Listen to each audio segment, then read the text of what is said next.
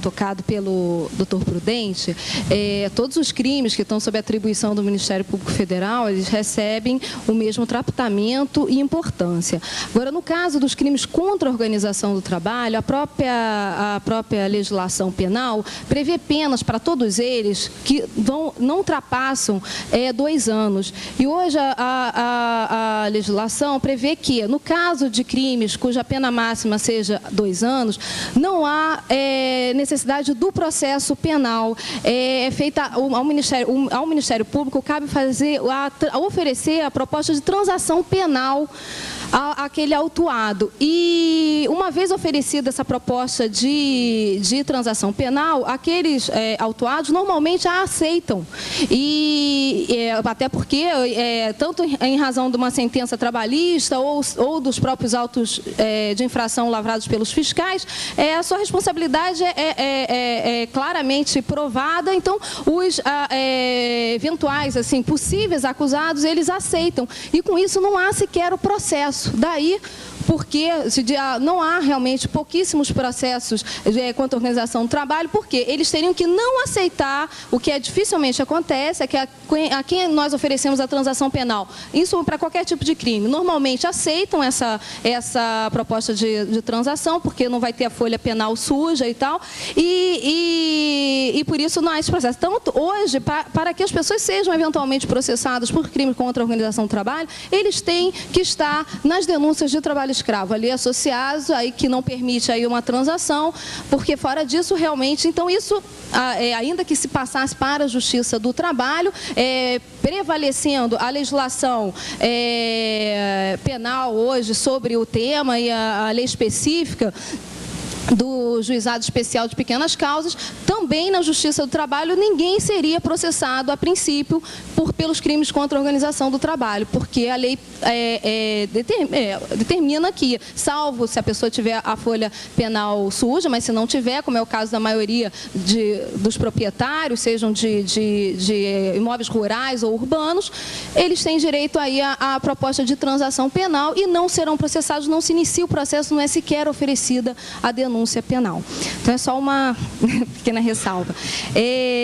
A primeira pergunta aqui, a pessoa quer saber, José Ferreira, quer saber qual a fiscalização já foi feita nas atividades da colheita da castanha do Pará em Marabá e fazendas ao longo da Belém, Brasília.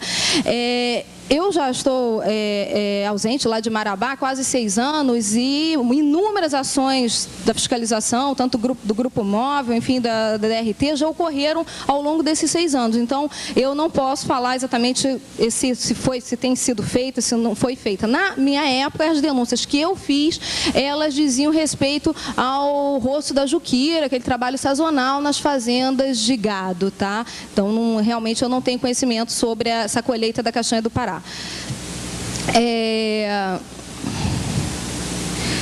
A segunda pergunta, os casos que tem acompanhado é comum recebimento por parte dos trabalhadores de danos morais coletivos. Essa seria a forma mais direta de indenizá-los pelo que sofreram no trabalho. Essa seria a forma mais direta de indenizá-los pelo que sofreram no trabalho? É o Comitê Popular de Erradicação do Trabalho Escravo que faz a pergunta. Eu gostaria de passar essa pergunta para o doutor Prudente, né? Porque ela diz respeito especificamente à ação civil pública oferecida pelo Ministério Público do Trabalho, não é área da atuação do Ministério Público Federal, então eu não me sentiria totalmente à vontade, acho que ele vai saber melhor responder essa pergunta. Qual a sua opinião acerca da superposição de condutas descritas nos artigos 203, 207 e 149 do Código Penal? Como a doutora Raquel colocou ontem, realmente é ruim na forma em que, de fato, limitou o que nós podemos considerar como trabalho escravo, esse tipo penal, e essa superposição de condutas descritas, mas eu entendo que os crimes contra a organização do trabalho, eles dizem respeito especificamente às relações de trabalho. E sobre essas relações de trabalho, há ali a conduta penal específica sobre cada um, sobre o descumprimento, os principais associados ao crime de trabalho escravo, é o 203, que é o descumprimento da legislação trabalhista mediante fraude, e o 207, que é sobre o aliciamento dos trabalhadores. Já o 149, embora repita aí descrições do tipo penal, tanto do 203...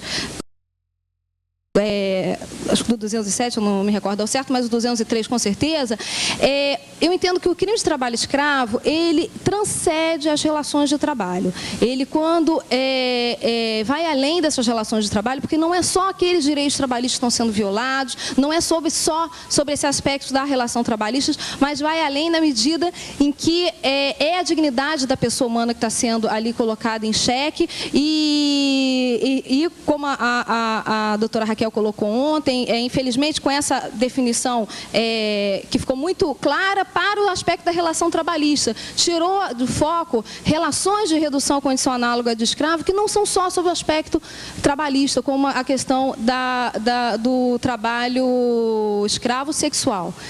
Então, enfim, é uma pena realmente essa interposição, mas acho que uma não, a gente tenta, né, na medida do possível, não confundir, né? O 203, 207 são imputados aos eventuais acusados sob essa ótica de relação trabalhista. O 149, uma ótica maior ali de estar sendo violado não só aquelas situações relacionadas à relação trabalhista, mas também a dignidade da pessoa do trabalhador. Ok. Vou passar também duas questões aqui para o doutor Wilson Prudente. A primeira já foi referida pela doutora Neide, uma outra questão no mesmo sentido, né? Do próprio Comitê Popular de Erradicação do Trabalho Escravo de Campos. Nas ações realizadas no Estado do Rio de Janeiro, em 2003 e 2004, constatou-se condições análogas a trabalho escravo. O perfil dos trabalhadores de indigência, subalternidade e humilhação, tendo a sua condição humana negada. As ações por danos morais coletivos não seriam um instrumento do Ministério Público do Trabalho de indenizar esses trabalhadores? Isso tem sido feito no Estado do Rio de Janeiro? A segunda questão. A doutora Patrícia Aldi, da OIT, disse que a questão do trabalho escravo, o corte é social e não racial. Mas o que vemos são indivíduos negros e afrodescendentes. Do lado dos escravagistas, são os herdeiros dos escravagistas pré-republicanos, o que mostra que é um setor que não aceita a condição de liberdade conquistada pelos afro-brasileiros. É uma afirmação, mas eu lanço também aqui para debate.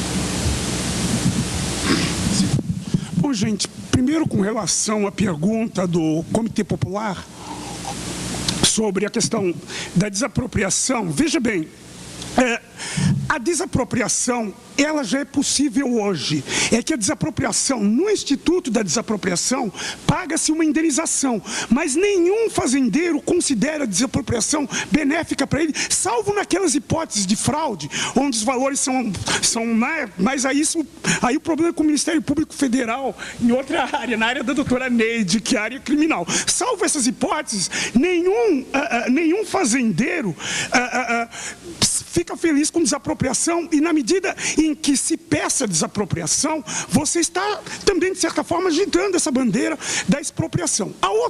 O outro instrumento que o procurador do trabalho tem à sua disposição para a questão da expropriação do trabalho escravo, e eu fico muito triste de ver tão poucos magistrados na plateia, porque não só porque a Mátria é uma das organizadoras, mas como porque tudo que a gente falar e que a gente discutir aqui, se a gente não tiver com alguma sintonia ideológica com a justiça do trabalho, tudo continua sendo um sonho do Ministério Público. Por quê?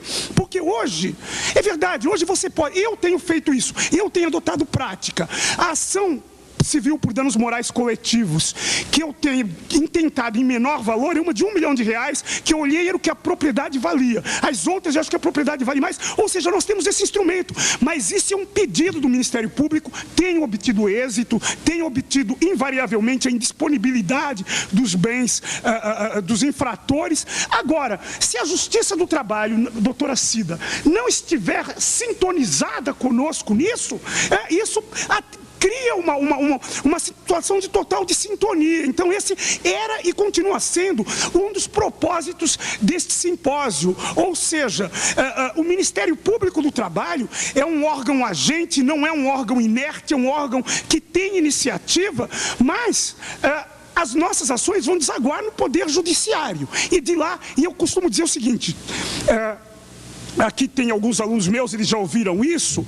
Gente, no nosso sistema, em qualquer hipótese, a última palavra é do judiciário. E tenho dito também que eu me dá vontade de rir quando eu ouço pessoas esclarecidas falar em controle externo do judiciário. Tudo bem, vamos lá, entendam o que eu estou falando. Instituído o Conselho de Justiça, controle externo do judiciário. O controle externo decidiu, julgou e puniu. Vamos ver até onde eles querem. Tirou a perda do mandato do ministro do STJ. Ele entra no Supremo Tribunal Federal. De quem é a última palavra? Então, qualquer lesão é impossível. Controle externo no nosso sistema. Por quê? Porque no nosso sistema, a inafastabilidade do Poder Judiciário é uma cláusula pétrea. Então, um órgão administrativo vai ter que dizer sempre, sim, senhor, a cúpula do nosso Poder Judiciário. E eu vejo gente ilustradas, que ocupam cargos importantes, falando nisso como se isso fosse juridicamente possível. Mas tudo bem, vamos em frente. Com relação a essa questão, então, dos danos morais está resolvido. Isso pode ser feito por desapropriação, pode-se pedir condenação. E se a Justiça do Trabalho condenar, de fato, está lá, dada uma expropriação. Ora, o Procurador do Trabalho, eu tenho uma certa facilidade nisso, porque eu fui oficial de justiça aqui no TRT, então eu sei chutar valor, né? Então, veja bem, viu qual é o valor da propriedade e pede a condenação. Então, veja bem, já com relação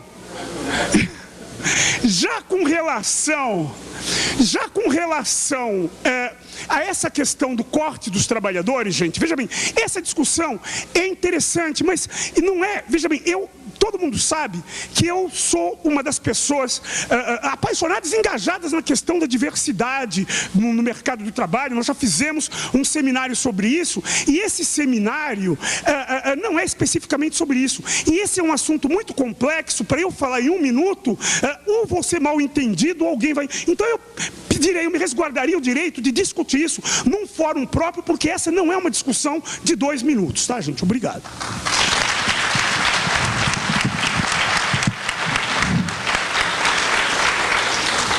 Bom, tem mais... Claro. Pois não. Porque a parte ofendida, a juíza, desculpa. No bom sentido, tá, gente? Nós temos o maior carinho e o maior respeito pelos colegas da Justiça do Trabalho, a Cida sabe disso. Né?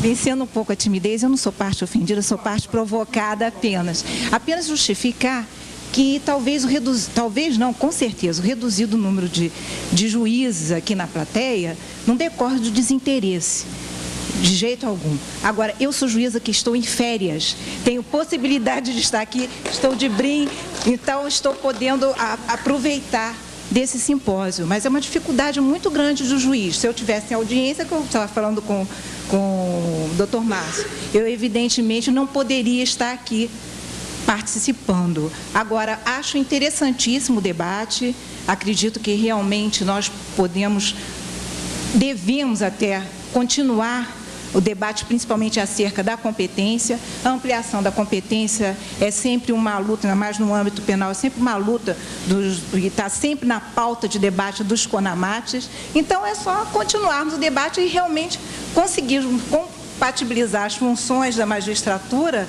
com a participação em simpósios, talvez comunicando ao tribunal, para que possamos, então, adiar nossas pautas com maior tranquilidade, sem prejuízo dos jurisdicionados, que é isso que às vezes acontece conosco. Nós não podemos participar de tudo, né? E sempre temos essa preocupação, mas realmente está de parabéns todas as entidades que participam, está sendo de alto nível o simpósio. Tá? É só Muito obrigado, parabéns. Bom, uma outra pergunta feita por Ricardo Silva Santos, como não diz respeito diretamente ao tema, eu peço que procure depois, no intervalo direto, o palestrante, para que a gente não alongue ainda mais o horário aqui. Bom, eu gostaria de agradecer a presença de todos, a audiência, ainda mais que nós avançamos aí pelo horário de almoço e aí a gente já começa a ficar com a vontade nossa de almoçar aí prejudicada. Mas gostaria também de dizer da minha honra de estar aqui ao lado dessas duas personalidades que são realmente brilhantes, doutora Neide, palestra brilhante, a sua conduta também, enquanto profissional, doutor Prudente, da mesma forma, palestra também brilhante. Em suma, eu acho que foi muito proveitoso o resultado desse painel. Então, eu vou estar encerrando por aqui e avisando que o...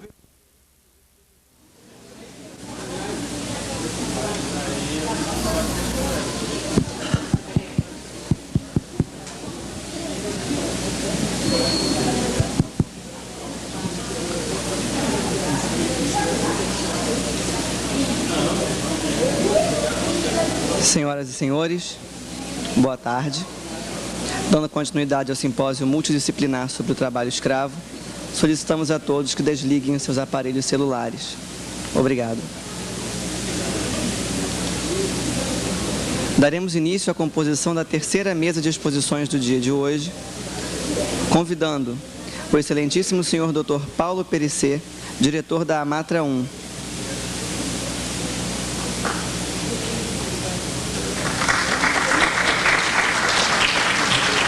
o excelentíssimo senhor Dr. Grijalbo Coutinho, presidente da Anamatra.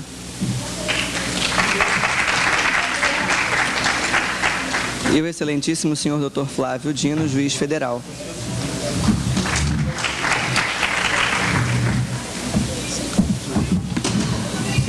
Passo a palavra ao Dr. Paulo para que ele inicie a mesa.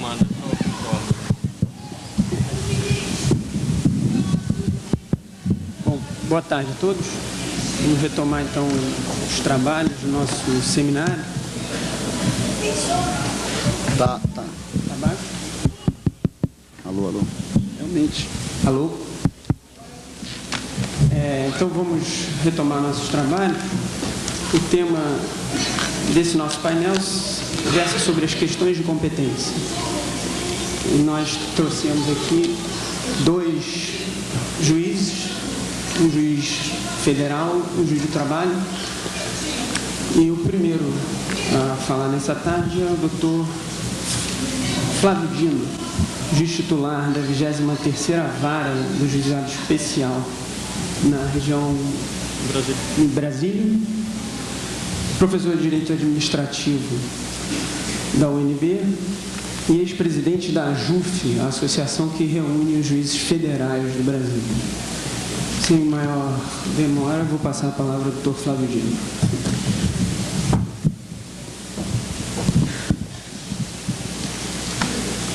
Quero cumprimentar o presidente da mesa, doutor Paulo, doutor Grijalbo, presidente da Amatra, companheiro, amigo, todos que aqui estão, da área jurídica ou não, juízes, advogados, procuradores, estudiosos em relação ao tema.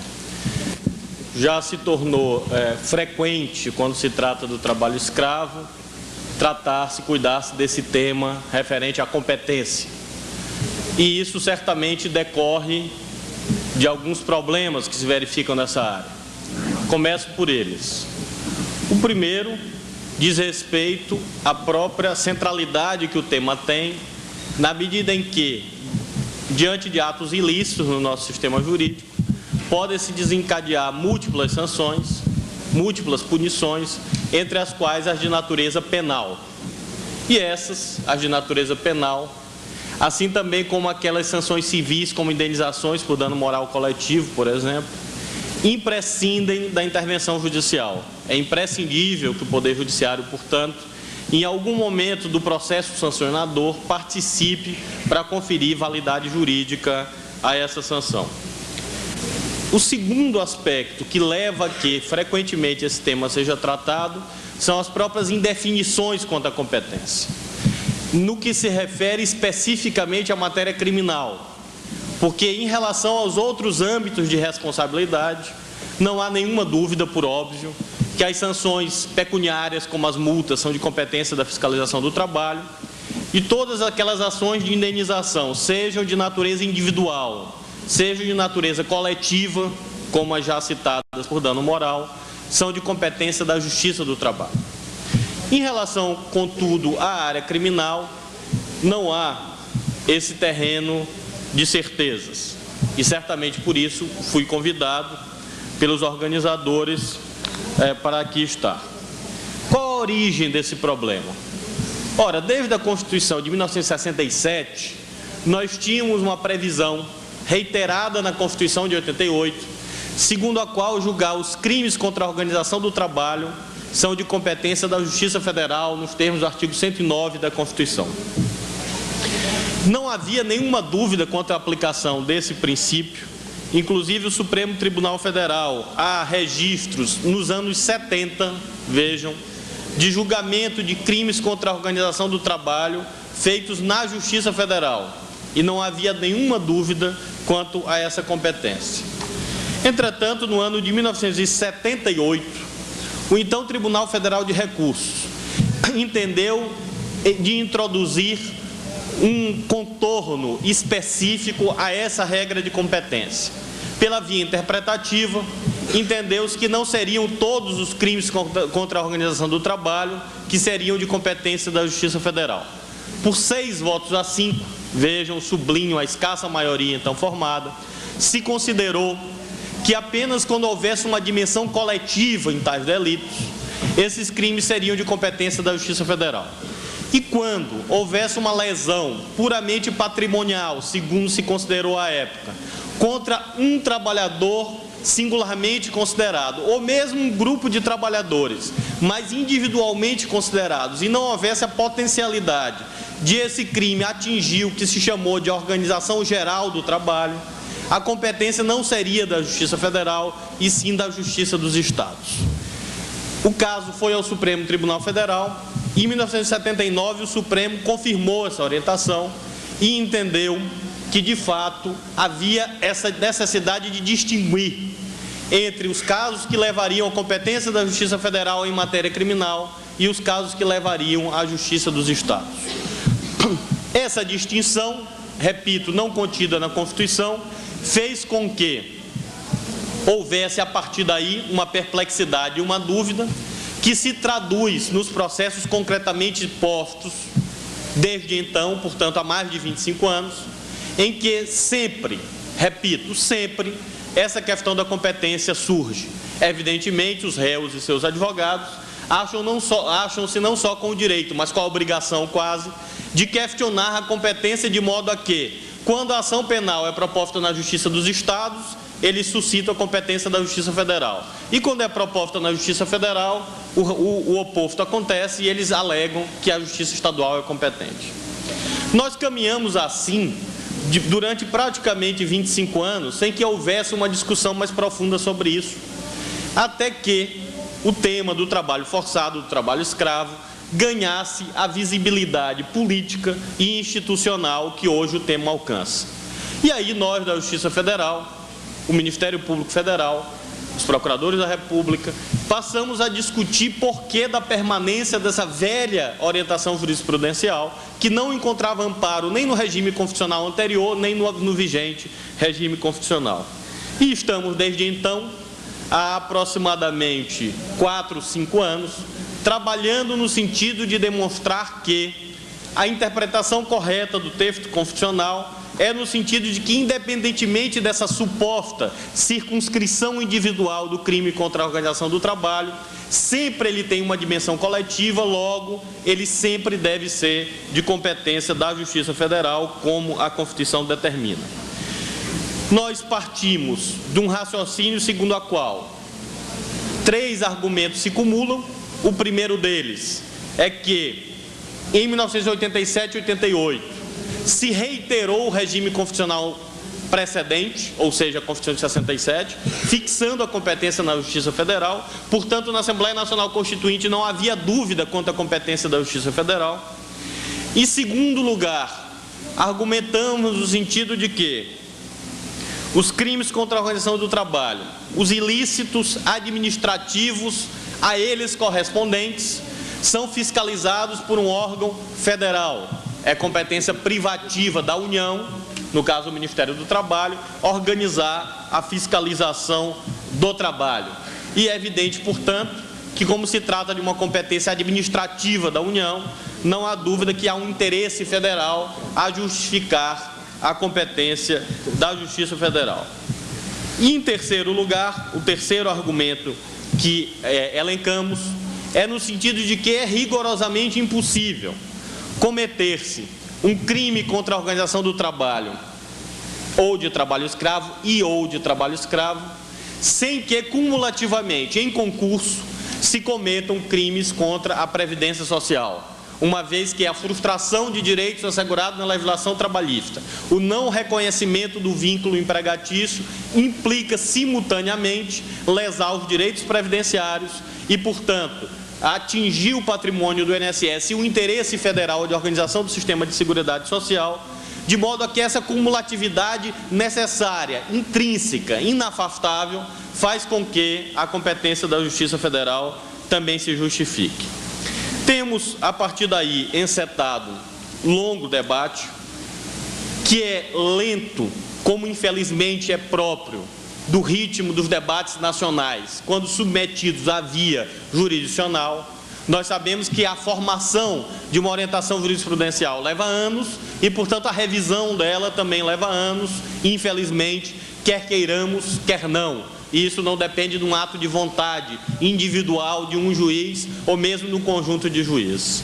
Infelizmente, o judiciário no Brasil foi programado para não funcionar, evidentemente foi programado para excluir os interesses dos mais pobres, a não ser quando eles figurem como réus em ações penais, necessárias a manter uma certa imagem de ordem, e é lógico, portanto, que essa exclusão social e jurídica, que integra, num certo sentido, a arquitetura histórica e concretamente posta do judiciário brasileiro, faz com que a possibilidade, e friso, em quaisquer dos ramos do judiciário, seja a Justiça do Trabalho, a Justiça Federal ou a Justiça Estadual, em quaisquer deles, a possibilidade de que nós tenhamos uma sensibilização e, portanto, a consolidação de uma nova política interpretativa, hermenêutica e, portanto, de uma nova orientação, se dá num ritmo inferior àquele que as demandas sociais determinariam. Apesar disso, não obstante isso, é óbvio que isso não significa uma atitude conformista diante dos fatos, diante da história, pelo contrário.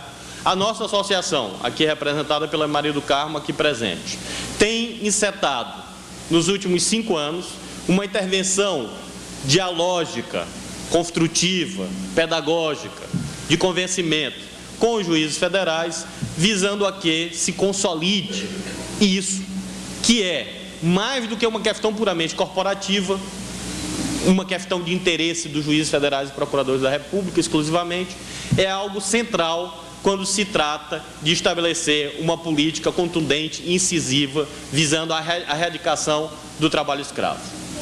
Fixar claramente a competência penal dos crimes contra a organização do trabalho e de trabalho escravo interessa fundamentalmente, essencialmente, a essa luta, porque o direito penal tem um lugar insubstituível no combate ao trabalho escravo.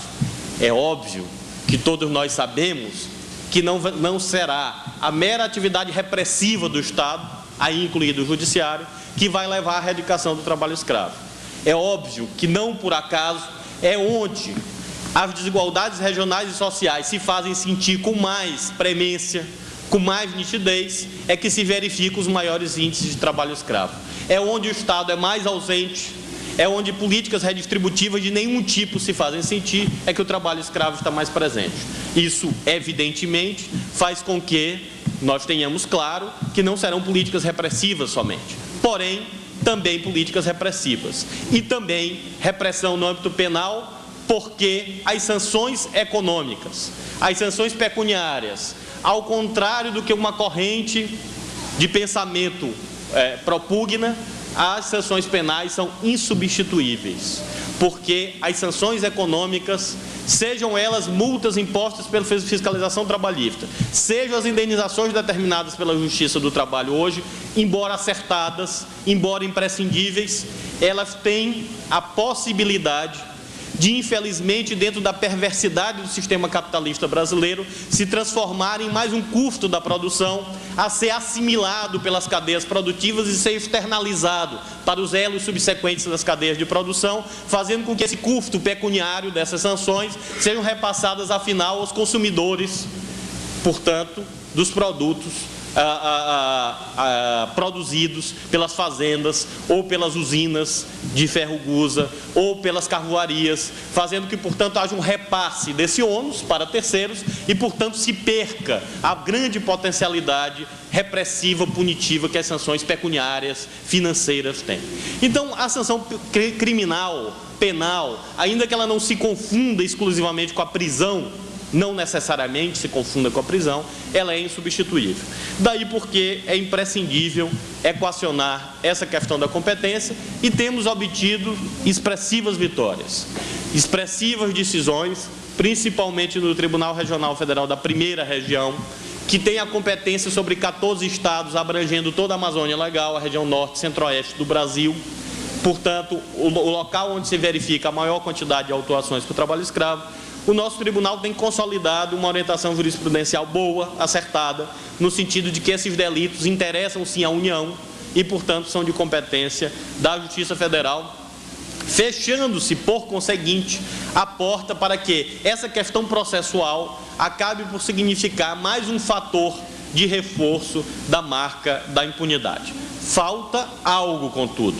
Falta apenas um elemento para que nós possamos anunciar a vitória dessa corrente interpretativa nova que nós pretendemos representar na cena pública, que é o Supremo Tribunal Federal, afinal, rever a sua orientação, o que quero crer que está próximo, na medida em que nós temos 2 recursos em apreciação no Supremo Tribunal Federal, um sob a relatoria do ministro Celso de Mello, o outro sob a relatoria do ministro Joaquim Barbosa, inclusive originário da Procuradoria da República no Rio de Janeiro. São ministros notoriamente sensíveis à causa dos direitos humanos, que certamente devem submeter esses processos. Um deles, inclusive, já se encontra em pauta, entre os 400 que aguardam apreciação imediata no Supremo Tribunal Federal, e possa, portanto, nós anunciarmos que a todos os operadores do direito, todos os agentes sociais, agentes do Estado que se preocupam com a questão do trabalho escravo aqui presentes, de que há uma consolidação inequívoca de que a competência criminal é da Justiça Federal. Falta pouco, portanto. Finalmente, em conclusão, vejam que introduz-se um elemento novo nessa polêmica, que certamente o querido companheiro e colega Grijalvo fará referência. E, em homenagem aos muitos juízes do trabalho aqui presentes, faço questão de enunciá-la, que é a discussão que a Justiça do Trabalho pretende apresentar, no sentido de que a competência criminal deve, se não é da Justiça dos Estados, e com isso os juízes do trabalho concordam, deve deixar a Justiça Federal e ir para a Justiça do Trabalho. E eu tenho uma posição bastante clara em relação a isso, já debatida muitas vezes com os companheiros e os colegas da Justiça do Trabalho, é de que nós temos que encarar isso ao máximo quanto possível, de modo distanciado dos interesses corporativos, autocentrados, que fazem parte dessas lutas intercorporativas, seja no âmbito do judiciário, seja no âmbito de outros agentes do Estado, ou mesmo na sociedade civil, quando se trata de definir atribuições, porque nós sabemos que, de novo, quer queiramos, quer não, quando nós discutimos atribuições, competências, nós estamos discutindo poder. Isso no âmbito do Estado e no âmbito da sociedade civil. E ao discutir poder, nós sabemos que, sobretudo, as burocracias que nós representamos têm uma tendência expansionista praticamente incontrolada quando não submetida ao debate público, ao debate democrático com os detentores da soberania popular, da soberania nacional. Então, eu acho que nós temos que encarar esse debate ao máximo quanto possível distante dos vieses corporativos, diante do terreno mitológico, segundo a qual na Justiça do Trabalho há maior sensibilidade social e na Justiça Federal não, e do terreno mitológico também que acha que os juízes federais seriam mais preparados do que os juízes do trabalho, ambos mitos execráveis que devem ser banidos da mesa do debate, mas colocar objetivamente, ao máximo quanto possível, repito, sem ingenuidade, o interesse público visando a repressão do trabalho escravo. E aí nós temos que compreender, em conclusão, que as limitações fiscais do Estado brasileiro, que são bastante evidentes, que independem de governos, como duramente a sociedade brasileira está aprendendo, que depende talvez de modelos, mas o certo é que no interior desse modelo capitalista dependente, nos marcos dele e da sua manutenção, há pouca margem de manobra para nós dizermos que o governo A, B ou C vai se livrar das amarras da perene crise fiscal em que o Brasil foi jogado. Então, nos marcos, portanto, de uma sociedade pobre, uma sociedade excludente, em que nós, agentes do Estado que integram o Judiciário, estamos no 0,5% mais rico da sociedade brasileira, no âmbito, portanto, de um Estado que tem graves limitações para investimentos nas suas estruturas, nós temos que colocar em primeiro plano, se não são os mitos e se não são os interesses corporativos, a discussão em relação ao qual o ramo do Judiciário que pode mais rapidamente julgar essa matéria. E eu quero dizer aos meus companheiros da Justiça do Trabalho e a todos que aqui estão, que não há da minha parte, e aqui falo em meu nome próprio e exclusivo, não há nenhuma posição a priorística no sentido de que a competência da Justiça do Trabalho não deve ser ampliada. Pelo contrário, acho sim que a competência da Justiça do Trabalho tem que ser ampliada, sobretudo porque não se justifica que tenhamos uma justiça do emprego com as profundas transformações do mundo do trabalho, em que se precarizam, se informalizam e se terceirizam crescentemente as relações de trabalho, novas formas de trabalho se impõem, novas formas de organização do trabalho humano, que implicam a ruptura com o velho parâmetro do emprego. Agora, creio que os companheiros da Justiça do Trabalho já estão, de todos os ramos do Judiciário, com a reforma do Judiciário que está em fase final de votação no Senado Federal e que deve ser promulgada certamente até o final do ano de 2004, é o único ramo do Judiciário do país que está acrescendo competências. É o único ramo do Judiciário que está agregando novas competências. E nós não sabemos, ninguém sabe, nenhum dos presentes sabe, o impacto estatístico que isso terá. O que isso implicará no funcionamento da Justiça do Trabalho. Como a jurisprudência irá interpretar, seja a sua própria jurisprudência da Justiça do Trabalho, seja o Supremo Tribunal Federal, como vai interpretar a ideia de que todas as relações de trabalho passaram à Justiça do Trabalho e não somente as relações de emprego seletistas. E nós podemos ter, creio eu que teremos, uma brutal expansão da Justiça do Trabalho no Brasil, uma imensa expansão da Justiça do Trabalho no Brasil. E lembro que não é verdade a ideia que os processos na Justiça do Trabalho sempre diminuem. Diminui nas regiões em que tribunais regionais do trabalho foram criados de modo imprudente. Diminui nas regiões em que não há dinamismo econômico que sustente o funcionamento do próprio sistema produtivo e, portanto, leva a uma diminuição da demanda na Justiça do Trabalho. Há muitos casos, muitos dados que eu não irei aqui cansá-los. Mas lembro que, em contrapartida, na maior região do país, em termos industriais e econômicos, cito os TRTs da 2ª região sediada em São Paulo e da 15ª região sediada em Campinas, o que nós temos é uma crescente ampliação ano a ano da quantidade de processos a julgamento. Vejam que em 1990, o TRT de São Paulo, mundialmente conhecido, recebeu 29 mil processos, o de 95 recebeu 58 mil processos e em 2003 recebeu 125 mil processos. Portanto, de 95 a 2003, o TRT da 2ª região cresceu 114% em relação ao número de processos recebidos. A mesma coisa se dá em Campinas. Em 90, 14 mil processos, 95, 34 mil, em 2003, 47 mil. Então, eu acho que nós temos, sim, que admitia a necessidade da expansão da Justiça do Trabalho, mas não vejo que se coadune imediatamente com o interesse público, que nós forcemos o debate institucional de modo equivocado, colocando em primeiro plano interesses imediatos que não devem ser colocados sobre a mesa nesse momento, sem levar em conta essa brutal, imensa mudança que a Justiça do Trabalho terá a partir do ano de 2005 e, de modo precipitado, assodado, se agregue mais uma competência que, longe de resultar na maior eficácia da repressão penal, possa resultar, ao contrário disso, no maior colapso da Justiça do Trabalho e, portanto, no colapso do sistema judicial encarregado de concretizar importantíssima parcela dos direitos sociais. Então, em conclusão, me parece que a grande tarefa em que todos nós devemos estar juntos é no sentido de eliminar a incerteza interpretativa hoje existente, fixando a competência como a Constituição determina, e, no outro momento, finalizado esse processo de redesenho da Justiça do Trabalho, que se avizinha em razão da votação da emenda constitucional da reforma do Judiciário, nós possamos colocar na mesa essa discussão sobre a competência criminal, sem preconceitos, mas, ao mesmo tempo, sem imprudências que possam resultar em efeitos opostos em relação aos preconizados.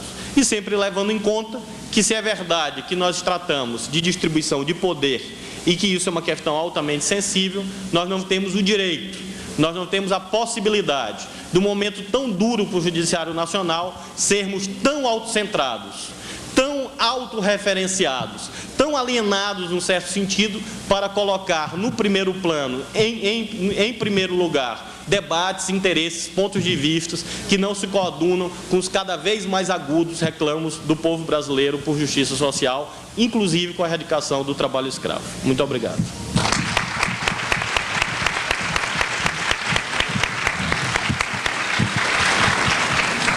Muito obrigado, doutor Flávio Dino, por essa aula a respeito do tema. E eu passo a palavra, então, ao doutor Grijalvo Coutinho, que é juiz federal, o juiz do trabalho na 10ª região, também de Brasília, graduado em Direito pela Universidade de Fortaleza, foi servidor da Justiça do Trabalho também lá na 10ª região, foi juiz convocado do Tribunal da 10ª região, presidiu a Associação Regional, a Matra 10, hoje é presidente da Associação Nacional dos Magistrados do Trabalho e é membro da Comissão Nacional de Direito e Relações do Trabalho do Ministério do Trabalho e Emprego e também do Fórum Nacional do Trabalho. Com a palavra, doutor Grijalvo. Meu caro colega Paulo, que preside essa mesa, caro Flávio Dino, juiz federal, doutor Cláudio Montesso, meu colega de diretoria da Namatra, juiz da 1ª região, caro colega Gustavo Tadeu Alquimim, ex-presidente da Namatra, juiz do TRT da 1ª região, demais colegas juízes do trabalho, senhores procuradores, advogados, militantes dos movimentos sociais e demais presentes. Inicialmente, eu quero agradecer o convite que me foi formulado para que, em nome da Namatra, discorresse sobre esse tema nesse seminário e registrar a importância que esse tema, de um modo mais amplo, trabalho escravo, tem tomado nos últimos anos. Eu acho que iniciativas como a do presente seminário colaboram, sem nenhuma dúvida, para a gente extirpar ou encontrar meios para combater de modo eficaz o trabalho escravo que ainda, lamentavelmente, existe em nosso país. E não é como alguns querem, vocês devem ter, isso deve ter sido objeto de análises nesse congresso, não se trata de uma mera lenda. Concretamente, nós temos trabalho forçado em nosso país. E a Namatra, assim como a JUF e outras entidades, participam ativamente de todo esse processo, não apenas discutindo competência, mas discutindo as medidas para combater o trabalho escravo. Ontem, inclusive, em nome da Namatra, participei de uma reunião com representantes de movimentos sociais da cidade de Campos, para a gente encontrar algumas maneiras de também combater o trabalho escravo na cidade de Campos, no estado do Rio de Janeiro. E vamos, inclusive, fazer uma reunião em Brasília na próxima semana com várias entidades. Bom, mas sobre a competência, eu queria dizer, assinalar inicialmente, antes de me defrontar com o tema da competência, a importância que o trabalho sempre teve em todas as sociedades. Ele sempre foi o elemento determinante do modo de relação entre as pessoas e, consequentemente, esse modo de relação trabalho sempre foi determinante para o regime político, o regime jurídico instituído nas diversas nações. O próprio Manifesto Comunista, que pregava não só pregava a valorização do trabalho como medida extrema, como, inclusive, uma revolução social que pudesse expropriar a propriedade. Pois bem, diante de todos os movimentos existentes, movimentos sociais e sindicais, e o próprio medo que o comunismo, naquela época, colocava sob o regime capitalista, surgiram as primeiras leis trabalhistas, surgiram as primeiras medidas concessivas do capital. Medidas que não foram conferidas apenas pelo beneplácito do capital, mas até para evitar o que era considerado o mal maior, ou seja, a sociedade comunista. Para o capital era melhor ceder. Então, no primeiro momento, o direito do trabalho teve esse papel de frear os movimentos sociais. Não tem nenhuma dúvida. Ele foi concedido pela pressão, mas também objetivava segurar os movimentos sociais. Mas ao longo do tempo, ao longo dos anos, o direito social, o direito do trabalho, ele adquiriu uma importância fundamental.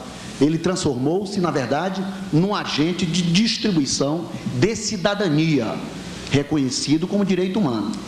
Então, se ele, no primeiro momento, tem um efeito conservador de paz, se ele não tem um efeito revolucionário, pelo menos ele cumpre um papel importante de distribuir cidadania. E não foi diferente no Brasil, o direito do trabalho também. As primeiras leis que surgiram no final do século XIX também tiveram como pano de fundo os movimentos sociais, e no século XX, no final, em 1943, todas as leis já existentes foram agregadas no instrumento que nós conhecemos muito bem, o CLT, e outras normas. E para alguns encaram que o trabalhismo, Getúlio Vargas, teria concedido também, teria numa canetada promulgado a CLT, como se não houvesse toda uma história de pressão para que as leis trabalhistas surgissem no nosso país. E aí entra também, nessa questão da CLT, a competência da Justiça do Trabalho. A competência da Justiça do Trabalho foi concebida dentro dos marcos da CLT, que regula a relação entre empregado e empregador.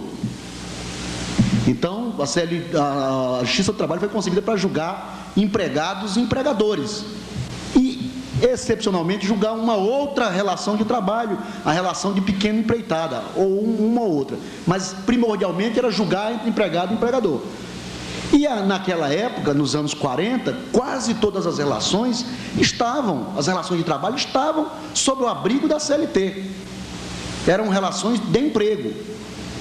Então, havia uma justificativa para que a Justiça do Trabalho tivesse uma competência tão limitada. Ocorre que, e aí não é novidade, o Flávio já acabou mencionando aqui rapidamente, as mudanças profundas que ocorreram nos últimos anos. Mudanças que nós sabemos, muitas delas, nefastas para o trabalho, para o trabalhador. A principal, eu acho que uma crise estrutural do capitalismo, que se deu a partir dos anos 70, e que o capitalismo soube perfeitamente se adaptar, transferiu toda essa crise, como sempre o fez, e ele fez mais uma vez de forma inteligente, transferiu essa crise toda para o trabalho. processo de a revolução tecnológica que foi enfrentada nos últimos 30 anos, na verdade, era para ter sido compartilhada com os trabalhadores, mas não foi. Nós tivemos uma brutal exclusão social. E as principais mudanças que ocorreram, as principais características dessa mudança nos modos de produção, nós tivemos a substituição das grandes fábricas por empresas em redes, o que enfraquece sobremaneira o movimento sindical, não tem uma dúvida, porque se tem entre uma grande empresa, que você pode ter um sindicato forte, com pequenos núcleos, com empresa em rede, enfraquece de forma significativa ou a organização dos sindicatos, a terceirização desenfreada, a automação, como eu acabei de dizer, o processo de automação, ele retirou postos de trabalho, diminuiu tarefas, e também nós tivemos ainda esses programas de qualidade total, que nada mais representam do que a acumulação do saber, na verdade, porque os trabalhadores, eles aperfeiçoam no dia a dia a própria tecnologia, só que esse aperfeiçoamento, ele não se reverte para o trabalhador, e muitas vezes determina a sua exclusão. E não estou aqui a propor, em termos de direito de trabalho, um neoludismo, a simples quebra das máquinas, não. Tem que haver, na verdade, um compartilhamento desse processo rico de revolução tecnológica. Mas o fato é de que o modo de produção ele foi alterado de forma significativa, e nós tivemos ainda, dentro dessa quadra, um novo panorama político também. Nós tivemos o enfraquecimento dos sindicatos, com terceirização e com produção em rede. Os sindicatos estão no mundo inteiro mais fracos do que há 30 anos atrás, 40 anos atrás. Eles estão mais fracos hoje, o movimento sindical, e é o sindicalismo de resultado, é o sindicalismo que não contesta mais politicamente. A queda do muro de Berlim, ou o fim do dito socialismo no leste europeu, também colabora para esse quadro, para que o capital não tenha mais limites para os seus avanços, e aí para excluir ainda muito mais. Então, esse é o quadro que nós temos, de uma brutal exclusão social, e de que, diferentemente do que ocorria nos anos 40, hoje, 50% da força de trabalho, ou seja, 40 milhões de trabalhadores, não estão hoje regidos pela consolidação das leis de trabalho. São regidos ou são excluídos, informais, ou terceirizados, autônomos. Quantas e quantas relações autônomas? Alguém que vai ser contratado hoje tem que criar uma pessoa jurídica para ser contratado.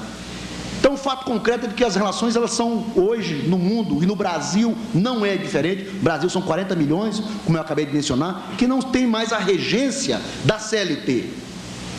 Eu, do ponto de vista social, não tenho dúvida de que essa regência seria muito mais adequada que ela se desse nos marcos da relação de emprego, com todas as suas garantias, mas não é o que se verifica na prática.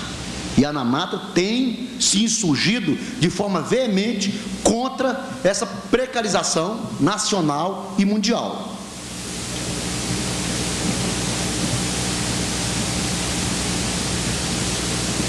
Se no Brasil são 40 milhões os que não estão regidos pela CLT, 50% da mão de obra, no mundo, há dados da OIT que apontam, entre trabalhadores desempregados e precarizados, algo em torno de 1 bilhão e 200 milhões de pessoas no mundo. 1/3 da mão de obra, fora da proteção legal da relação entre empregado e empregador. Então, é dentro desse cenário que a competência da Justiça do Trabalho, a ampliação da competência da Justiça do Trabalho se faz necessária e urgente, exatamente para tomar conta deste mundo novo que é de relações não abrangidas pela CLT. Então, o DIEESE diz, dentro desse contexto ainda, que a alta rotatividade, instabilidade, pouco dinamismo na geração de novas vagas, descontinuidade da trajetória profissional, precarização das formas de contratação da mão de obra e queda dos rendimentos são os principais aspectos da mudança do mercado de trabalho na Grande São Paulo, que é um referencial. Então, essa concepção que define a competência da Justiça do Trabalho, ela não se coaduna com a realidade. e precisa adaptar-se à atualidade e ao futuro. E por isso é que o juiz do trabalho, ele não pode ser apenas o juiz da CLT. Ele deve ser o juiz de toda a legislação do trabalho. E eu vou apontar aqui algumas razões pelas quais a Justiça do Trabalho deve ser competente. Tem um aspecto, o primeiro aspecto é o técnico jurídico, né? Que, como eu disse, não se justifica mais. Nós temos uma Justiça do Trabalho com 24 tribunais regionais do trabalho, um tribunal superior, 1.300 varas, que está hoje, em qualquer cidade de porte médio, uma vara de trabalho para julgar apenas relações de emprego. Então, é necessária essa ampliação de competência para que a Justiça do Trabalho não passe a ser, como é hoje, subutilizada. E para também, inclusive, se criar, sob essa perspectiva, um direito penal do trabalho. Do ponto de vista do aspecto pragmático, e não é apenas um aspecto corporativo, o juiz do trabalho, ele está mais afeito aos problemas usuais do ambiente de trabalho. Não tenho dúvida de que os conceitos das relações de trabalho, quem primeiro define é o magistrado do trabalho, porque as infrações penais do trabalho, num primeiro momento, elas são infrações trabalhistas. Os seus conceitos são trabalhados diuturnamente pelo juiz do trabalho. Eu poderia aqui mencionar alguns crimes contra a organização do trabalho que todos têm, nós temos, em primeiro lugar, uma infração trabalhista. E quem, com todo respeito, melhor conhece os conceitos de infrações trabalhistas são o juiz do trabalho. É o atentado contra a liberdade de trabalho, o atentado contra a liberdade de contrato de trabalho, a paralisação de trabalho seguida de violência e vários outros, todos aqueles crimes, há infrações trabalhistas. Do mesmo modo, a ANAMAT também pugna para julgar os crimes contra a administração da Justiça do Trabalho, falso testemunho, fraude processual, mas isso não está em debate aqui. Então, eu diria que o juiz do trabalho ele está mais afeito aos conceitos dos crimes penais do trabalho. Mas ele também, por lidar diariamente com esse conflito entre capital e trabalho, ele tem sim, não tenho nenhuma dúvida, e aqui de uma formação sociológica e humanística, mas eu diria que ele tem uma maior formação humanística e sociológica para analisar essa disputa que é uma disputa, ainda que seja em caráter criminal, entre o capital e o trabalho, sem nenhuma dúvida. Então, o novo perfil da Justiça do Trabalho tem que ser esse perfil voltado para julgar todas as questões, as demandas oriundas dos conflitos sociais. E o crime contra a organização do trabalho é um conflito de origem social. E não há nenhuma novidade, porque há um preconceito. Não foi aqui externado pelo Flávio, de forma alguma. Mas alguns dizem que os juízes do trabalho não podem julgar matéria criminal, nunca o fizeram. Nunca o fizeram, até com base naquele conceito que foi criado no Justiça do Trabalho. Mas as demais justiças, inclusive do Judiciário da União, justiças especializadas, como a eleitoral e a militar, detêm competência criminal para o julgamento dos crimes que ocorreram no âmbito de sua competência originária. Então não é novidade nenhuma. Juiz eleitoral julga matéria criminal, juiz militar julga matéria criminal. Por que os juízes do trabalho não poderiam julgar matéria criminal? E também, se a gente fizer uma análise em outros países do mundo, onde há justiça do trabalho, como Portugal e Espanha, estão eles, os colegas da Espanha e de Portugal, julgando tudo que diz respeito ao trabalho, inclusive matéria previdenciária. Então, há um preconceito difícil de ser vencido, eu reconheço, não é externado pela JUF ou pelo Flávio, mas que nós estamos demonstrando que não há nenhuma dificuldade e os juízes do trabalho não têm qualquer obstáculo ou dificuldade para enfrentar os temas ligados ao direito penal do trabalho.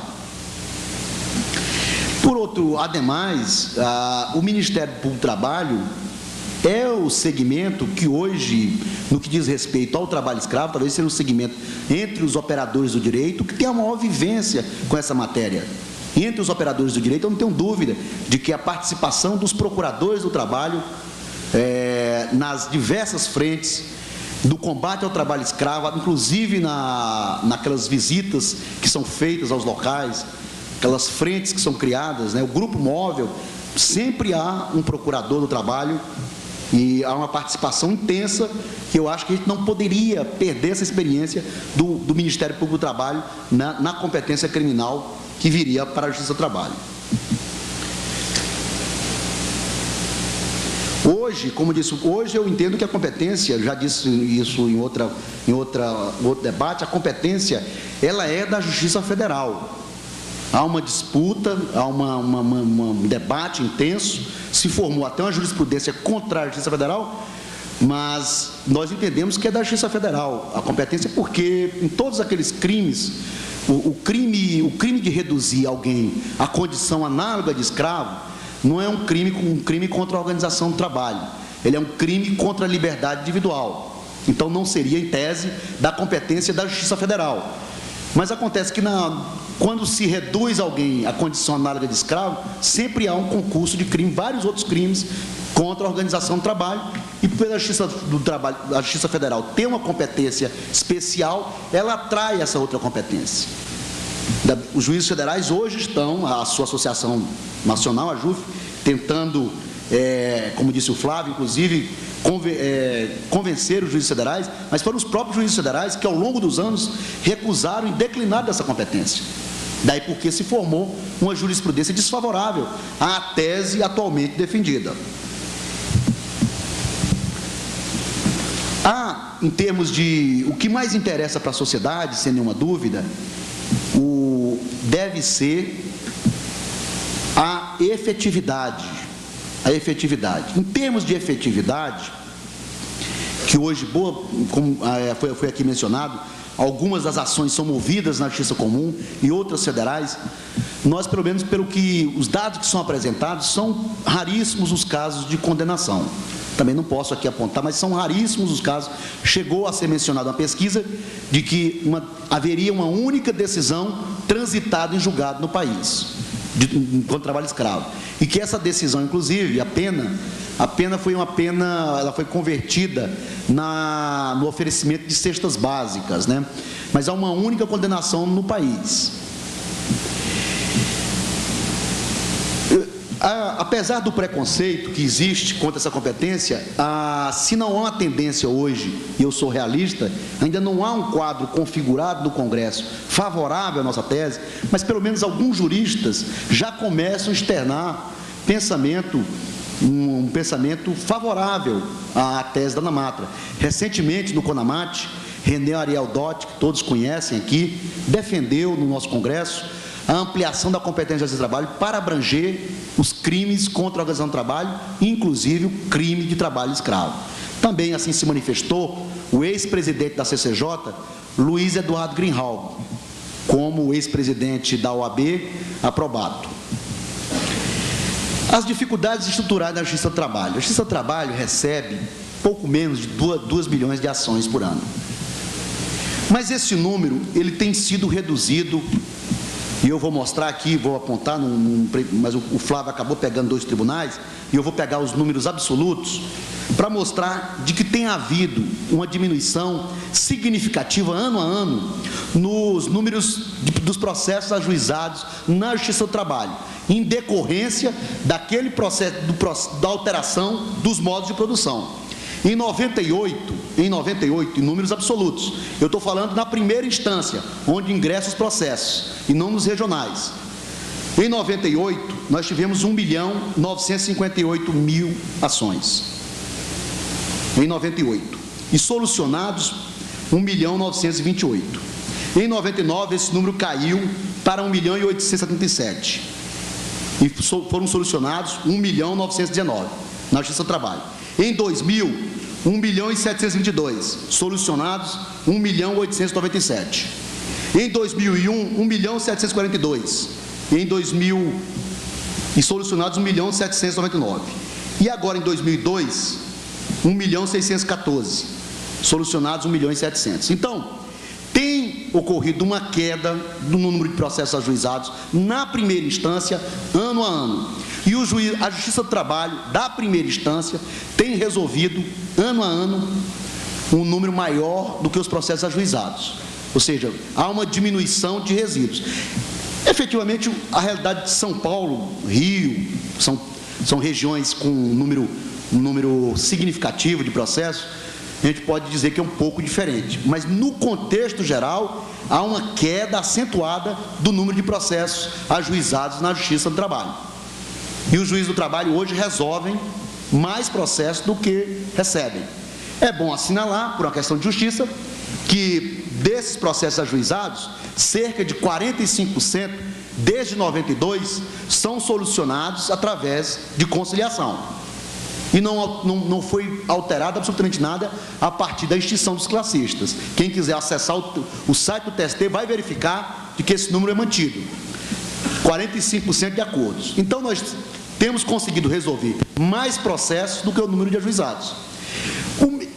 Essa mesma estatística ela não se repete em relação à Justiça Federal e à Justiça Comum. Justiça Federal que tem uma competência amplíssima, muito ampla, né? E não tem resolvido, porque o número é significativo e tem uma estrutura menor, não tem conseguido, tanto na Justiça Federal e na Justiça Comum é maior, há um resíduo que cresce ano a ano. Então, eu diria que a competência para julgar os crimes contra a organização do trabalho, que não é um número tão significativo, não traria nenhum trauma para o juiz do trabalho, mas seria, na minha ótica, resolvida de maneira mais adequada.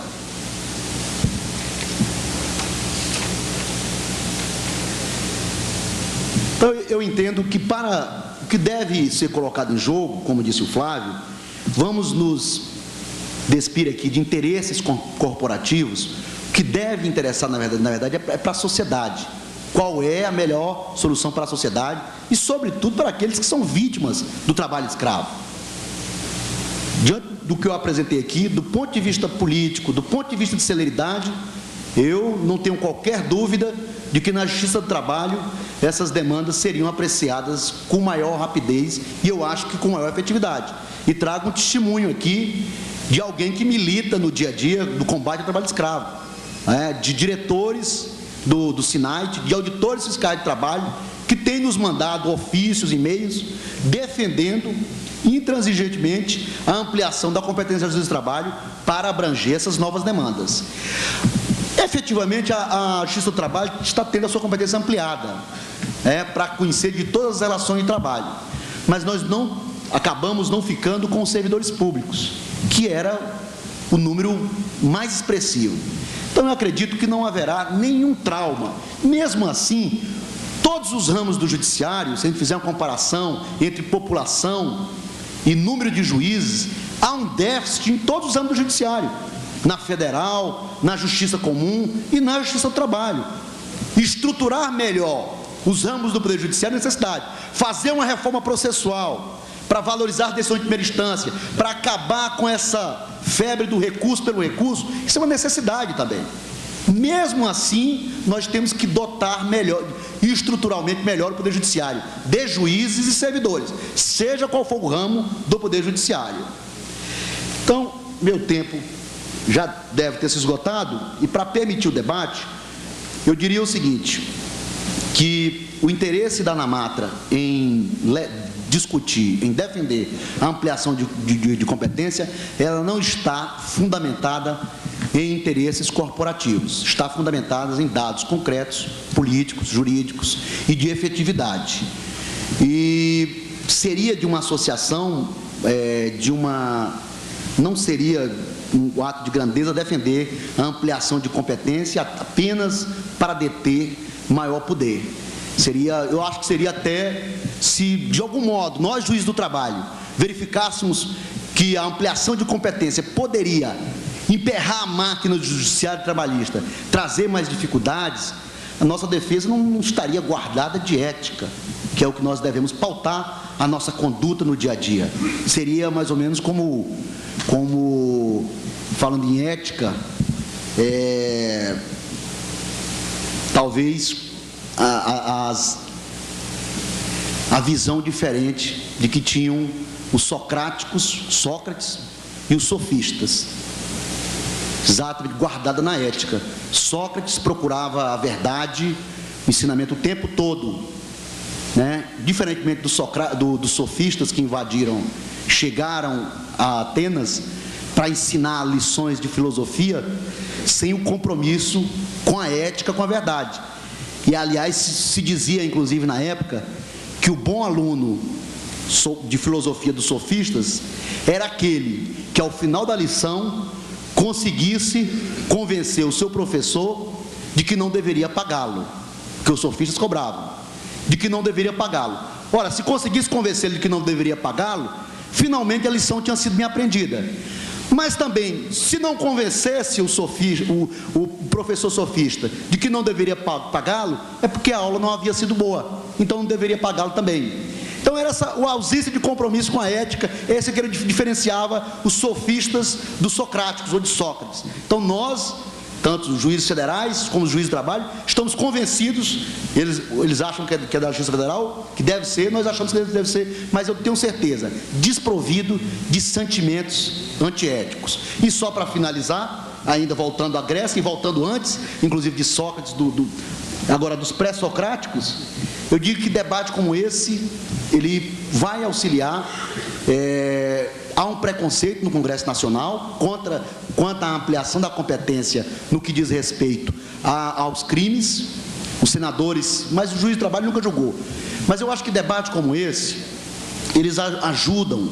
Nós temos aqui pessoas dos movimentos sociais, operadores do direito, que vão discutir esses assuntos nos seus segmentos. Eles propiciam o que é mais significativo na democracia, que é exatamente o conflito de ideias. E aí, voltando aos pré-socráticos, Heráclito dizia que essa é a oposição de ideias que determina o crescimento do mundo, que determina exatamente que você chegue a algum avanço. Então, eu entendo que debate como foi travado hoje, se nós vamos continuar a divergir, e é pelo menos o 4º ou 5º debate que eu faço com os juízes federais, vão, sem nenhuma dúvida, determinar o crescimento no que diz respeito a esse assunto específico. Muito obrigado.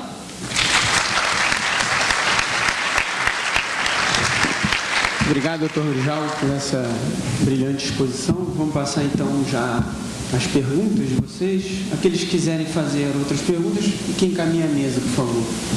A primeira é ao doutor Flávio Dino. Há pouco tempo foi dito nesse auditório, passando, que a Justiça Federal não teria a mesma sensibilidade e ainda por não ser tão capilarizada no interior do Estado, estaria menos apta em relação à Justiça do Trabalho para julgar os crimes do trabalho escravo. O senhor concorda com essa opinião ou não? O Sidney Nóbrega, procurador da República da Bahia. Bom, em primeiro lugar, eu quero louvar a exposição do nosso companheiro Grijalva, agradecer a oportunidade de ter ouvido, né? E eu ia dizer que eu concordava com 99%, mas infelizmente com o final eu diminuí um pouco, porque eu não posso concordar que eu seja um sofista, né? Não. Então, caiu um pouquinho nosso índice de concordância. Isso é brincadeira, né, Grijalva? Entre nós não há problema. A JUF e a ANAMATRA são parceiras, juízes federais e juízes de trabalho. Mas eu vou anotar, na próxima eu vou fazer a resposta. Sobre essa questão da sensibilidade e da capilaridade. A sensibilidade, eu já disse na minha exposição inicial, Sidney, que inclusive foi procurador no Maranhão, a mais bela terra existente no Brasil. A sensibilidade, eu situo esse debate no terreno do auto-engano, né? Porque se é verdade que os juízes do trabalho julgam parcela expressiva do mundo do trabalho, as relações de emprego, etc., por outro lado, se fosse para prorrogar o exercício de auto-engano, nós brandiríamos a nossa competência em relação à matéria previdenciária, né? Então, quem julga, os juízes do trabalho julgam uma parcela importante do direito social no Brasil, que é o direito do trabalho. E os juízes federais julgam o direito da previdência, que é o direito que protege, do mesmo modo que o direito do trabalho, os pobres e os excluídos, né? Então, não é o fato de a competência ser essa ou aquela que vai determinar a maior ou menor sensibilidade. E também, certamente, não são atributos individuais. É um pouco uma visão idealizada dessa sensibilidade, suposta, né? Como se fosse algo metafísico, inato, ahistórico. E, evidentemente, não é assim, infelizmente, que as coisas se dão. A sensibilidade que deve ser buscada é a do processo político, da luta social, a dimensão coletiva de construção das instituições do Estado para que tenham abertura para as demandas do povo brasileiro. Uma parte expressiva dos juízes federais, dos juízes estaduais e dos juízes do trabalho certamente gostaria de ser juiz na Suécia, na Noruega, mas tiveram a infelicidade de nascer na linha do Equador. Então, isso não é uma característica de A, B ou C. Eles são agentes do Estado. Esse Estado, que é o Estado que há 504 anos serve às elites, aos poderosos e aos ricos. Então, evidentemente que isso penetra em todos os ramos do judiciário, porque me parece que os companheiros da Justiça do Trabalho não se pretendem infensos a esse processo, como se estivessem numa nuvem, portanto, fora do processo histórico que torna o Estado brasileiro tão perverso. Isso, portanto, a meu ver, não tem base histórica, base concreta, real. Em relação à capilaridade, de fato, a Justiça do Trabalho tem uma estrutura mais interiorizada, não há dúvida com relação a isso, uma estrutura maior. E esse é um critério que, de fato, tem que ser colocado sobre a mesa. Mas a Justiça Federal vem num processo bastante intenso de interiorização. Para que vocês vejam, em 1989, nós tínhamos 0 vara interiorizada, 0, nenhuma vara federal. Em 1989, estava situada fora das capitais do país. E hoje nós temos 42% das nossas varas situadas em cidades do interior. E esse processo vai se ampliar crescentemente, sobretudo nos estados do Norte e do Nordeste. E no Rio de Janeiro, vocês sabem que, por exemplo, que é intensamente interiorizada a Justiça Federal. E eu faço questão de dizer que nem sempre estar perto significa julgar melhor. Esse é um duro aprendizado que nós da Justiça Federal temos. Por vezes, por exemplo, o julgamento em matéria indígena de um juiz federal que está na Amazônia é mais conservador no que se refere à concretização dos direitos humanos do que um juiz federal que está distante, porque ele está um pouco mais impermeável a elementos, entre aspas ou não, culturais daquela região. Então, o fato de estar mais perto, não é à toa que os juízes que estão mais próximos das oligarquias regionais são os que julgam pior. Então, nem sempre estar mais perto significa julgar melhor. Pelo contrário, nós temos decisões de juízes, repito, sejam federais, estaduais, trabalhistas, que, em nome da cultura da região, reconhecem, por exemplo, agressões ao meio ambiente, agressões a povos indígenas e precarização das relações de trabalho em nome, repito, da cultura da região. Então, é um elemento que, de fato, é importante, sem dúvida, não é sofístico, mas é um elemento que deve ser temperado por essa ponderação de que nem sempre estar fisicamente presente significa proferir um julgamento mais justo. Os fatos demonstram isso. Próxima pergunta. Para ambos. Com tanta gente na condição de escravo e tanta impunidade no Brasil, não deveríamos estar discutindo a competência concorrente das justiças e uma forma de acelerar os procedimentos? Francine Pereira, do MST. A pergunta é para ambos. Eu começo pelo doutor Grijalva. Eu acho que, como eu assinalei no início, esse é um dos aspectos do combate ao trabalho escravo. Procurar uma maior eficácia da legislação penal, melhorar a legislação penal, evidentemente. Recentemente houve uma alteração da crime de reduzir alguém à condição análoga de escravo, que lamentavelmente não melhorou em nada, talvez tenha complicado mais ao definir o crime, criou uma série de hipóteses lá. E nós temos uma PEC aí que está tramitando no Congresso para expropriar as terras onde foi encontrado trabalho escravo, que é mais uma das medidas de combate ao trabalho escravo. Eu vejo aqui a presença do padre Ricardo Rezende, um combatente do trabalho escravo há vários anos e que tem ido a Brasília, tem participado efetivamente. Então, é uma série de... A competência é apenas uma, não é, sem nenhuma, não é a mais importante. Seria leviano falar aqui que a competência é a questão crucial para o combate ao trabalho escravo. Não é. Vocês devem ter visto aqui, durante todo o seminário, que várias alternativas foram apontadas, tem que combater com eficácia, na raiz. Eu tenho dito, em nome da Ana Matra, o tempo todo, que tem as questões específicas de combate ao trabalho escravo, como, por exemplo, melhorar a legislação penal, torná-la mais dura, considerar o crime como hediondo, expropriar a terra onde há trabalho escravo, dar apoio efetivo à polícia, aos fiscais que combatem o trabalho escravo, ter uma estrutura melhor. Mas eu acho que nada disso será suficiente se a gente não tiver a capacidade de romper com a ideologia de que qualquer trabalho é melhor do que nada.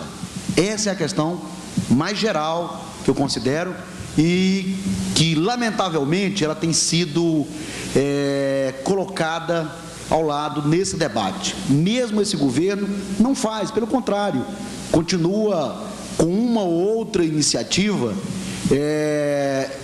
valorizando a precarização e não enfrentando, pelo menos não enfrentando a precarização das relações de trabalho. Então, enquanto você não conseguir combater efetivamente a exploração do trabalho de forma degradante, com medidas, com organizações, e aí os trabalhadores sobretudo os trabalhadores, devem se organizar para lutar por trabalho decente no Brasil e no mundo inteiro. No Brasil e no mundo inteiro, porque hoje nós temos um processo de que as empresas da Europa, dos Estados Unidos, buscam mão de obra, elas rapidamente transferem o seu processo produtivo para onde a mão de obra é mais barata. Saem da Inglaterra para a Indonésia, para a Malásia. Então, os trabalhadores do Brasil, eles têm que construir grupos fortes para se rebelar contra o trabalho não decente, mas eles têm também que se organizar para criar organizações internacionais. Se não for assim, nós não vamos resolver o problema na sua totalidade. Me desculpem falar sobre esse assunto, mas é porque a gente está num seminário de trabalho escravo e eu acho que eu não poderia deixar de fazer menção a um aspecto que eu considero fundamental para varrer o trabalho escravo. Hoje, não percebo que existam movimentos tão fortes nesse sentido. As centrais sindicais, olha, acompanho o processo legislativo no Congresso, não vejo as centrais sindicais, lá no dia a dia, combater qualquer medida precarizante. Não percebo isso. Não vejo as centrais sindicais pensando em organizações internacionais. Então, eu diria que a competência é apenas um dos aspectos. Importante, evidentemente, mas não é o fundamental nesse debate de combate ao trabalho escravo. E, como eu disse, eu acho que a competência teria uma maior eficácia se estivesse sob o âmbito da Justiça do Trabalho, inclusive de forma exclusiva, tanto os crimes contra a organização do trabalho como o crime de reduzir alguém à condição análoga de escravo. Eu acho que a pergunta do companheiro do MST é muito, ou companheira, não lembro mais, é muito boa, porque coloca a questão do modo como o judiciário foi estruturado no Brasil. Foi uma opção feita há 120 anos, praticamente, que gerou muitos mais problemas do que soluções. Hoje eu tenho convicção absoluta que, se fosse dado a um de nós brincar de Deus e começar a história hoje, que seria melhor ter uma única justiça no Brasil, né? um único ramo do judiciário no Brasil. Nós evitaríamos inúmeros problemas, como o fato de nós termos estruturas e nós gastarmos tempo e dinheiro e riqueza socialmente produzida para discutir a quem compete o quinhão de exercício de uma atividade do Estado. Só que nós não estamos aqui e o meu exercício é sofístico, eu não fui pago para estar aqui, para brincar de Deus. Eu vou pegar no teu pé o resto da vida.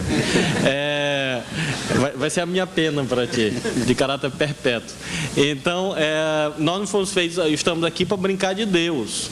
Então, infelizmente, a estrutura que historicamente se construiu é assim, é repartida e dividida, e eu não vejo no horizonte concreto, né, do processo político brasileiro que se seja de modo diferente. Então, não podemos ser, de novo, idealistas e imaginar que vai ser diferente daqui a 20 anos. Será do mesmo modo, creio eu. Então, com esse raciocínio, eu acho que, de fato, nós temos que ter uma competência compartilhada, consorciada, concorrente, como a pergunta fala. E é exatamente isso que nós estamos procurando desenvolver. Uma competência concorrente, consorciada, em que uma parcela da competência fique na Justiça do Trabalho, no caso a parcela civil trabalhista, dano moral, dano material, indenizações, e a parcela criminal fica na Justiça Federal e, por conseguinte, nos Ministérios Públicos. Me parece que é um modelo consorciado, compartilhado, concorrente, no certo sentido, e que compatível com a história da justiça brasileira. A ideia de que todos fossem competentes, infelizmente, demandaria um processo em relação ao qual eu não acredito na viabilidade. E esse modelo compartilhado evita exatamente o monopólio.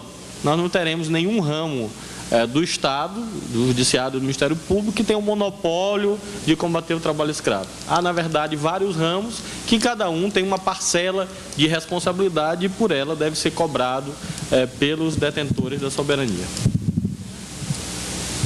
A próxima pergunta, o doutor Flávio Dino pode começar também respondendo. O senhor poderia tecer alguns breves comentários sobre o artigo da PEC que define a competência federal sobre os crimes contra os direitos humanos, onde a questão do trabalho escravo estaria incluída.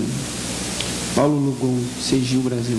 Paulo, o texto que vai ser aprovado, apesar, de novo, da disputa de competência entre nós e agora a Justiça dos Estados, né, ele prevê uma federalização dos crimes contra os direitos humanos mitigada.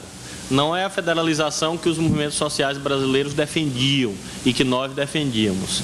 É uma federalização em termos. O que vai acontecer? Acontece que os chamados crimes contra os direitos humanos, ou seja, aqueles que atinjam bens jurídicos submetidos à tutela do Sistema Internacional de Proteção aos Direitos Humanos, representado por tratados do qual o Brasil seja parte, serão de competência de regra da Justiça dos Estados e, portanto, das polícias civis e dos ministérios públicos estaduais. Somente quando se revelar a ineficácia, a impossibilidade material de esses organismos darem conta da investigação, da apuração e do julgamento desses crimes, poderá o Procurador-Geral da República, ele e somente ele, e esse é um segundo ponto equivocado do modelo, provocar o Superior Tribunal de Justiça, o STJ, para que o STJ desloque, tire a competência da Justiça dos Estados e declare, naquele caso concreto, a competência da Justiça Federal. É esse o modelo de consenso que foi construído entre os diferentes atores políticos, depois de 8 anos de debate, e é um modelo que teve inequívocas virtudes, porque cria um modelo, um sistema, um instrumental subsidiário, quando se revelar, sobretudo nesses casos mais rumorosos, que estão hoje submetidos à Corte Internacional, à Corte Interamericana de Direitos Humanos, os 95 casos, se não me engano, que estão lá na Corte Interamericana, todos casos em que se evidenciou essa impossibilidade de a Justiça dos Estados cumprir o papel de aplicar a lei no caso concreto e punir os autores dos crimes. Então, nesses casos, haverá essa saída de o STJ declarar a competência da Justiça Federal. Então, não é uma federalização plena, como os movimentos sociais, o MST, inclusive, e outros tantos defendiam e como nós defendíamos, mas é certamente um avanço nesse processo de construção de um Estado judicial, de um Estado judiciário que tenha mais eficácia na proteção, na tutela dos direitos fundamentais. A próxima pergunta a ambos. A alteração da competência de julgamento do crime de trabalho escravo ou contra a organização do trabalho para a Justiça do Trabalho não poderá levar à impunidade pela prescrição? A mudança não permitirá o prolongamento da discussão sobre a competência em detrimento da questão referente à culpa?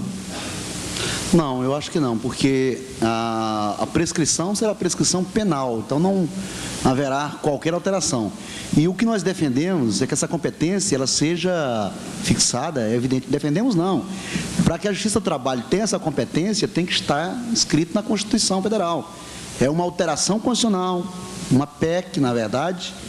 Então, nós não vamos fazer a disputa que há hoje. Há uma disputa hoje entre a Justiça Federal e a Justiça Estadual, que ela está se dando no campo dos tribunais, de interpretação. No nosso caso, nós não temos nenhuma dúvida, a Justiça do Trabalho não tem essa competência. Não tem. Mas a ANAMATRA está propugnando para que haja uma alteração constitucional.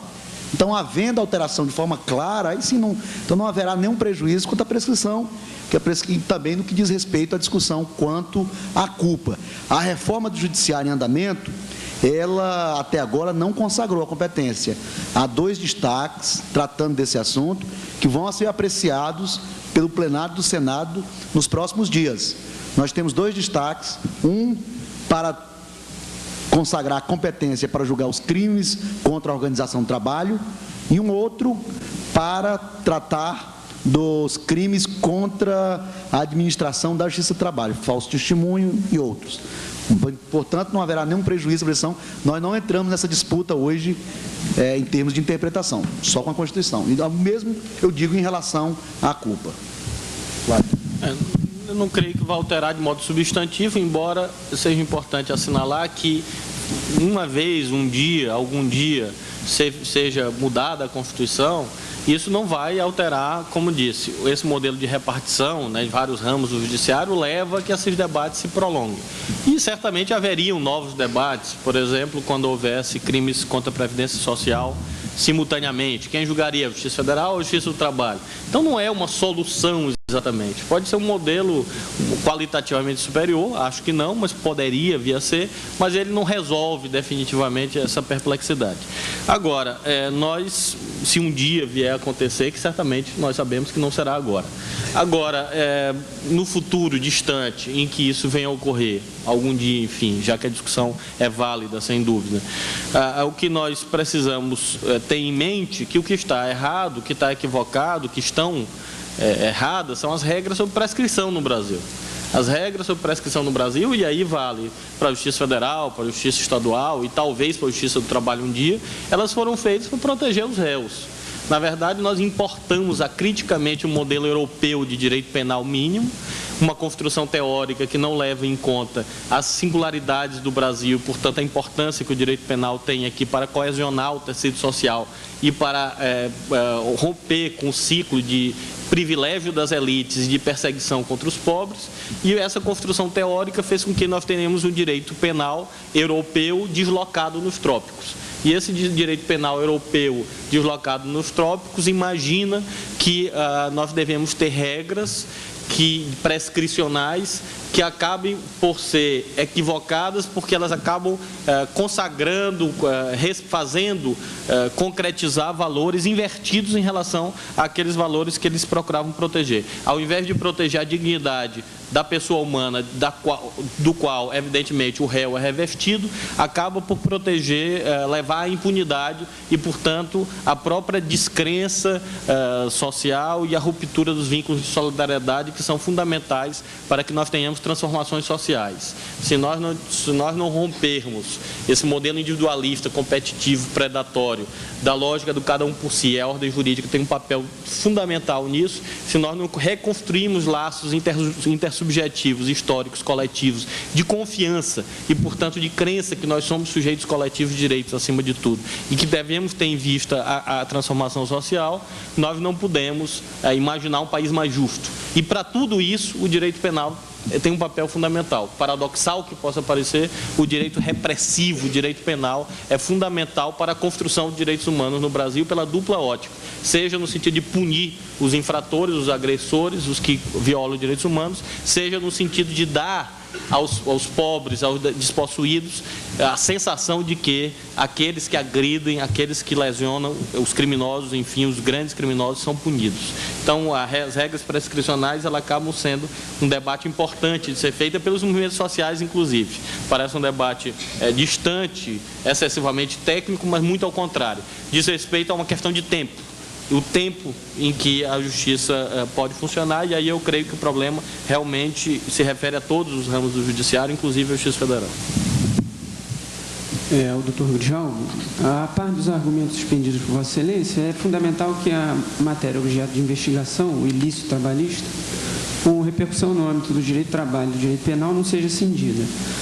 O Procurador do Trabalho, no curso da investigação, em regra, possui todos os elementos necessários para a propositura da ação civil pública e também para uma possível ação penal pública. A celeridade da solução global do ilícito contribuiria muito para a imagem do Poder Judiciário e do MP como um todo.